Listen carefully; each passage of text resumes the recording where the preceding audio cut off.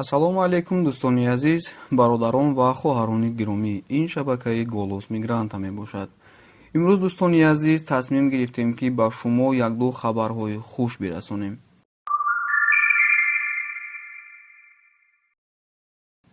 гап буд ки аз 25 май сар карда гузаштани сарҳади Қазоқистон хело душвор мешавад, вале хушбахтона чунин нашуд. таксиҳое ки ман ба шумо тавсия медиҳам бе ягон мушкили муҳоҷиронро то сарҳад бурда оварда истодаанд. шумо агар ба сарҳади Қазоқистон рафтанӣ бошед, бемалол чун пештара ба ҳамин рақамҳое ки ман ба шумо тавсия медиҳам занг занед, то ин ки шуморо беташвиш бурда биёранд. пулиси Русия аз 153 муҳоҷире ки шоми 22 май дар маркази муҳоҷирон дар Сахарова дастгир карда буд, 152 нафарашро озод кардааст. танҳо як шаҳрванди Тоҷикистон Султонмурод Бобоев барои вайрон кардани қонунҳои муҳоҷирати Русия дар боздошт боқӣ мондааст ва ба ӯ ихроҷ аз Русия таҳдид мекунад. пулис 15 таксирони тоҷикро низ ҷарима бастааст ки фикр мекунам беҳтар аз оне аст ки бачаҳо паси панҷара мерафтанд.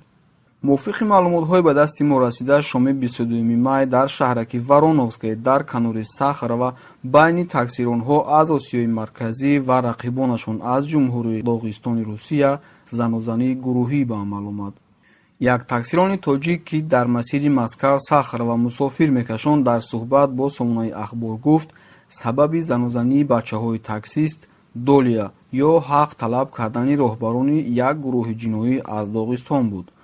онҳо тавассути ҳамшаҳриҳои худ ки ин ҷо таксиронӣ мекунанд дар бораи дар хати Москав Сахарова кор кардани даҳҳо таксирон аз Тоҷикистону Ӯзбекистон хабар ёфта моро долия бастанӣ шуданд.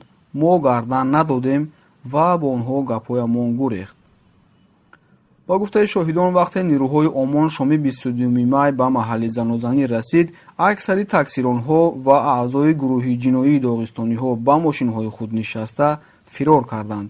нирӯҳои омон барои он ки омоданашон беҳуда наравад, ба ҷои онҳое ки занозанӣ карданд, даҳҳо муҳоҷири аз асли воқеа бехабарро дар 3 автобус бор карданд.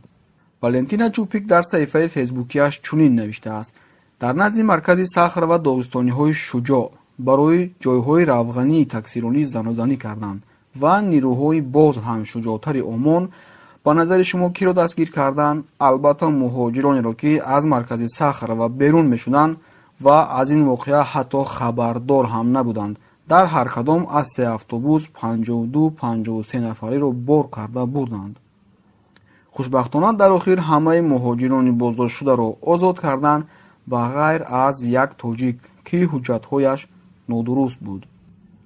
маркази Сахарова маконест ки муҳоҷирони кории Москав дар ин ҷо ҳуҷҷатҳояшонро қонунӣ мекунанд.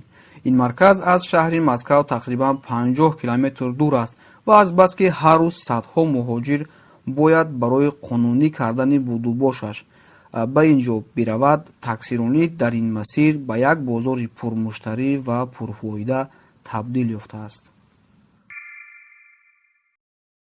суди аврупоии ҳуқуқи башар ҳукумати Русияро амр додааст ки барои поймол кардани ҳуқуқи як зодаи Тоҷикистон, яъне шаҳрванди Тоҷикистон, 7500 евро тавони молӣ бипардозад.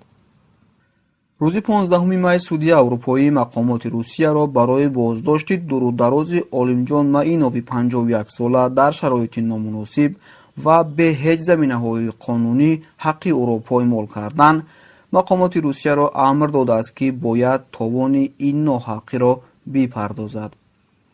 додгоҳ мегӯяд маъмурони хадамоти муҳоҷирати Русия Олимҷон Маиновро соли 2014 дастгир карда ба муддати 2 сол дар боздоштгоҳи гуногун ва дар шароити бад нигоҳ доштаанд, ки беасос маҳрум кардани инсон аз озодӣ ба ҳисоб меравад. хулоса, агар содда карда бигӯем, Русия барои ҳамаи ин ноҳаққиҳояш ба муҳоҷири тоҷик бояд 7500 евро бипардозад. дӯстони азиз, бо хоҳиши шумо тасмим гирифтем ки наворҳои кӯтоҳ сабт намуда пешкашатон намоем. хуб, агар навор ба шумо маъқул шуда бошад, ҳатман лайк мегузорем ва поделитсия мекунем. хайр дӯстони азиз, ба шумо барори кор хоҳонем.